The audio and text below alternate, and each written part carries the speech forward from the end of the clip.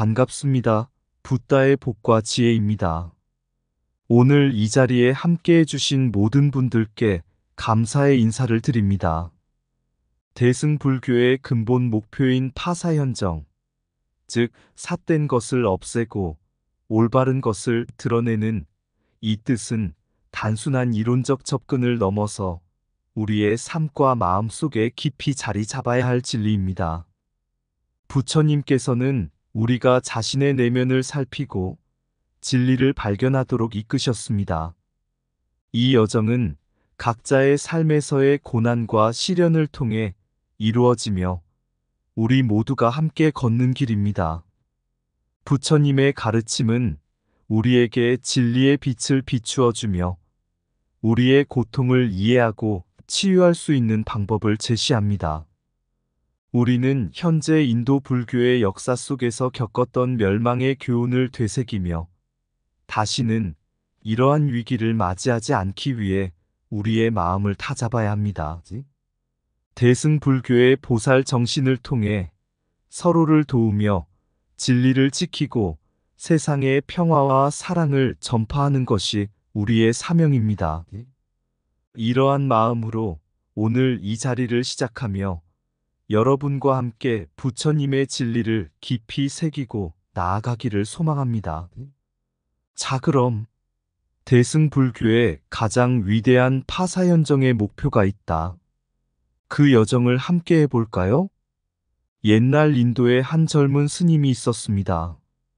그는 매우 지혜롭고 많은 이들에게 가르침을 전하던 스승의 제자였습니다. 그러나 그는 종종 자신이 배운 지식이 전부라고 생각하고 타인을 깔보는 경향이 있었습니다. 어느 날 스승은 제자에게 특별한 수행을 시키기로 결정했습니다.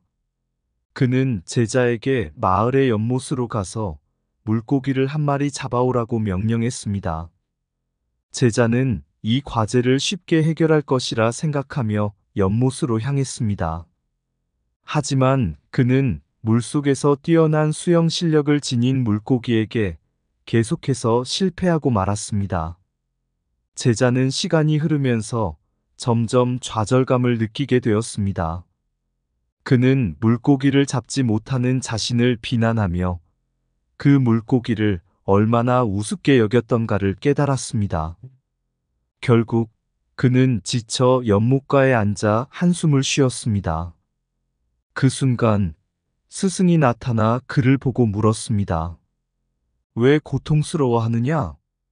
제자는 자신의 실패를 이야기하며 물고기를 잡을 수 없다는 것을 한탄했습니다. 스승은 미소를 지으며 대답했습니다. 너는 물고기를 사로잡으려 했지만 물고기는 본래의 삶 속에서 자유로움과 행복을 누리고 있다. 너는 파사현정의 목표를 잊었구나. 삿된 것은 없애고 올바른 것은 드러내는 것. 그것이 바로 보살의 길이다. 스승은 이렇게 설명했습니다. 물고기가 자유롭게 살 수 있도록 하듯 너도 너의 마음속에서 집착을 놓아야 한다. 너의 자아에 대한 집착을 내려놓고 진리를 깨닫기 위한 여정을 계속해라. 그 말에 깨달음을 얻은 제자는 다시 연못을 바라보았습니다.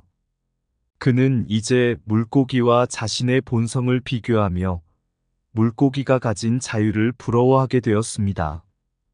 그리고 그는 자신이 잡고자 했던 물고기가 아닌 자신의 마음을 다스리고 진리를 깨닫기 위한 길을 걷기로 결심했습니다.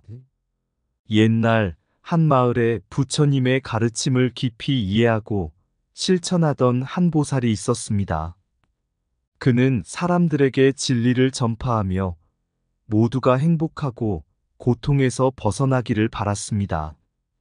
보살은 대승불교의 핵심 목표인 파사현정, 즉 삿된 것을 없애고 올바른 것을 드러내는 것이 얼마나 중요한지를 깊이 깨달았습니다. 어느 날 마을에 큰 전염병이 퍼졌습니다. 사람들은 두려움에 떨며 서로를 의심하고 원망했습니다.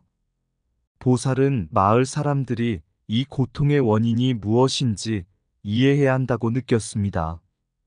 그는 마을의 중심에 서서 큰 소리로 외쳤습니다. 사랑하는 이들이여, 이 고통은 우리의 마음속에서 비롯된 것입니다. 서로를 미워하고 원망하는 대신 우리 안에 있는 선함과 진리를 드러내야 합니다. 이 말을 듣고 사람들은 고개를 갸우뚱했습니다. 보살은 계속해서 설명했습니다. 파사현정의 의미는 우리가 가진 집착과 잘못된 생각을 없애고 진정한 자아와 선한 마음을 드러내는 것입니다. 이를 통해 우리는 모두 하나가 되고 고통에서 벗어날 수 있습니다. 보살은 이러한 가르침을 실천하기 위해 사람들을 모았습니다.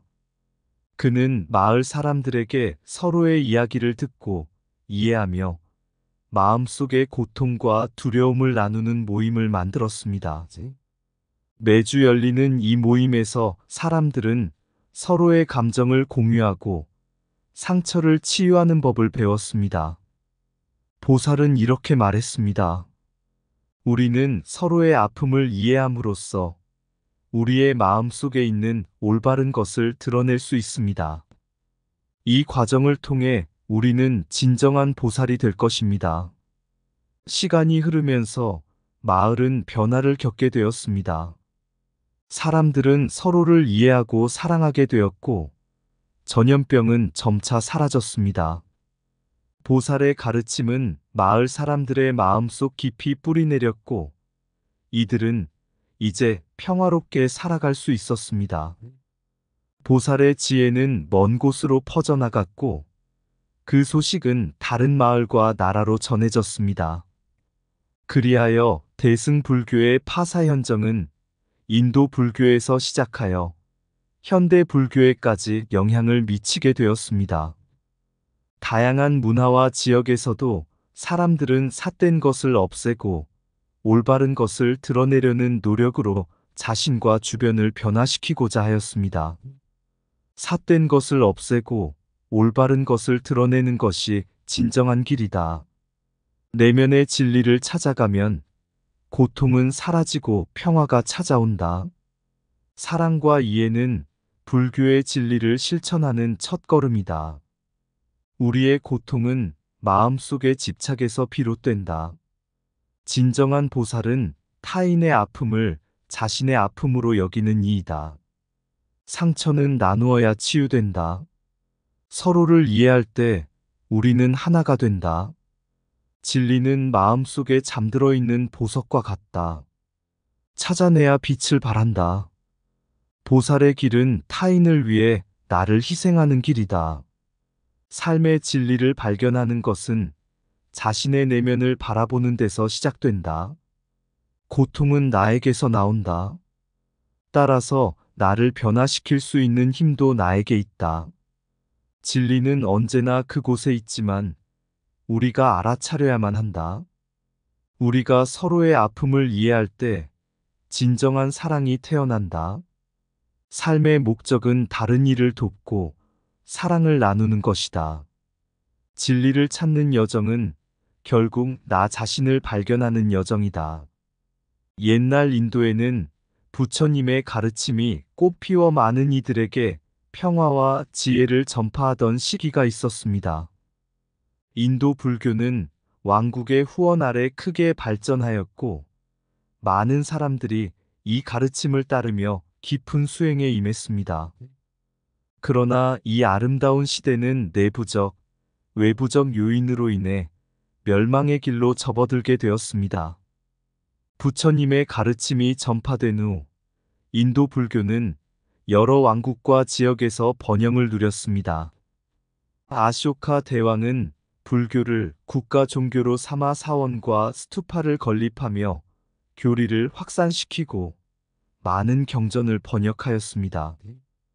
이로 인해 불교는 사회의 중추적 요소가 되었고, 많은 스님들이 출가하여 진리를 탐구하는 데 헌신했습니다. 하지만 시간이 지나면서 불교는 새로운 도전에 직면하게 되었습니다. 사회적 변화와 종교적 갈등이 시작되었고, 부처님의 가르침을 따르던 사람들 사이에서도 분열의 조짐이 보이기 시작했습니다. 어느 날 한 큰 스승이 자신의 제자들에게 말했습니다. 우리가 진리를 찾는 것은 소중한 일이지만 그 과정에서 서로를 이해하고 존중하는 것이 가장 중요하다. 하지만 제자들 사이에서 서로 다른 교리와 해석에 대한 논쟁이 시작되었고, 결국 이는 큰 분열로 이어졌습니다. 너는 진리를 이해하지 못하고 있다. 너의 해석은 틀렸다. 라며 서로를 비난하는 소리가 들려왔습니다. 이 분열은 불교의 근본적인 가르침인 사랑과 자비의 정신을 훼손하게 되었고, 공동체는 약해져 갔습니다. 내부의 갈등으로 인해 스승의 가르침은 잊히고, 많은 제자들은 불교를 떠나 다른 교리를 따르기 시작했습니다. 그 무렵 외부에서는 이슬람 제국의 침략이 시작되었습니다. 많은 불교 사원과 스투파가 파괴되고, 스님들은 두려움 속에서 생존을 위해 도망가야 했습니다. 한 스님은 자신이 사랑했던 사원을 잃고 눈물을 흘리며 말했다. 우리의 가르침이 이제 사라지려 하니 우리가 함께 사랑하고 나누지 못한 것이 그 원인이라 생각합니다. 사람들은 전통적인 삶의 방식이 위협받고 새로운 종교와 문화가 빠르게 퍼져나갔습니다. 불교의 가르침은 잊혀지고 사람들은 자신의 신앙과 문화를 지키기 위해 고군분투했습니다. 보살은 이렇게 깨달았습니다. 우리가 서로를 이해하고 존중하지 못했다면 이제 우리에게 남은 것은 무엇인가? 이러한 혼란 속에서도 부처님의 가르침은 여전히 사람들의 마음속 깊이 남아 있었습니다. 한 마을에서 젊은 스님이 평화로운 마음으로 이렇게 말했습니다. 우리가 겪고 있는 고통은 우리가 서로를 이해하지 못했기 때문입니다. 분열은 고통을 낳고 고통은 우리를 더 약하게 만듭니다. 그의 말은 사람들에게 큰 감명을 주었습니다. 이제 그들은 서로의 차이를 인정하고 다시 함께 모여 이야기를 나누기 시작했습니다. 이들은 부처님의 가르침을 떠올리며 사랑과 자비를 실천하기 위해 노력했습니다. 비록 불교가 역사 속에서 멸망하였지만 그 가르침은 여전히 사람들의 마음 속에서 살아 숨쉬고 있음을 깨닫게 되었습니다. 서로를 이해하고 존중할 때 진정한 평화가 찾아온다. 사랑이 없이는 진리를 지킬 수 없다. 우리의 고통은 갈등 속에서 피어나는 것. 분열은 나의 진리를 잃게 하는 그림자이다. 진리는 언제나 사랑과 자비의 길 위에 있다. 내면의 갈등이 외부의 위기를 초래한다. 고통은 우리를 성장시키는 교훈이다. 우리가 잃어버린 것은 서로를 향한 이해와 사랑이다. 어둠 속에서도 사랑의 빛은 결코 사라지지 않는다. 서로의 아픔을 나누면 고통은 줄어든다. 변화는 언제나 두려움을 동반하지만 이해는 그 두려움을 극복한다. 진리를 찾는 여정은 서로의 마음을 여는 것이다. 우리는 함께할 때 더 강해진다. 내 마음 속의 평화를 찾는 것이 세상의 평화를 만드는 첫걸음이다. 사랑은 고통을 이기는 유일한 힘이다. 대승불교는 부처님의 가르침을 토대로 인간의 고통을 이해하고 이를 극복하기 위한 사랑과 자비의 실천을 강조합니다. 이 가르침은 오늘날에도 여전히 중요하며 현대 사회에서 새로운 의미로 재해석될 수 있습니다. 현대 사회에서는 개인주의가 만연하고 사람들 간의 유대가 약해지는 경향이 있습니다. 이때 보살의 정신은 우리에게 중요한 교훈을 제공합니다. 보살은 자신을 희생하여 다른 이들의 고통을 덜어주려는 존재입니다. 이는 단순히 타인을 도와주는 것을 넘어 모든 존재의 행복을 위해 헌신하는 마음을 의미합니다. 한 젊은이가 길거리에서 노숙자를 만났습니다. 그는 잠시 멈추어 그에게 음료수를 제공하고 대화를 나누었습니다. 그 순간 젊은이는 보살의 마음을 깨달았습니다. 이 작은 행동이 큰 변화를 만들 수 있다는 것을 이제 알았다. 이처럼 보살 정신은 현대 사회에서 우리가 다른 이와 어떻게 연결될 수 있는지를 상기시킵니다. 작은 친절이 큰 사랑으로 이어질 수 있음을 보여줍니다. 인도 불교의 멸망은 내부의 분열과 외부의 압박에 의해 이루어졌습니다. 이 사건은 우리에게 중요한 교훈을 줍니다. 서로를 존중하고 이해하지 않는 한 아무리 훌륭한 가르침이라도 사라질 수 있음을 알게 되었습니다. 어느 마을에서 스님들은 서로의 해석이 다르다는 이유로 논쟁을 벌였습니다. 그들은 결국 서로를 비난하고 멀어지게 되었고, 그 결과 불교 공동체는 약해졌습니다. 이 장면은 오늘날 우리에게 다름을 이해하고 받아들이는 것이 얼마나 중요한가를 일깨워 줍니다. 부처님은 진리는 하나지만 그 길은 여러 갈래다라고 가르쳤습니다. 현대 사회에서도 이러한 다양성을 존중하며 서로의 관점을 이해하려는 노력이 필요합니다. 현대 사회에서 대승불교가 다시 태어나는 것은 가능합니다. 보살 정신을 통해 서로를 돕고 상처를 치유하는 새로운 공동체를 형성할 수 있습니다. 더불어 현대의 과학과 철학과의 접목을 통해 불교의 가르침을 널리 퍼뜨릴 수 있습니다. 한 예로 환경보호와 같은 현대적 이슈에 대해 불교의 가르침을 적용할 수 있습니다.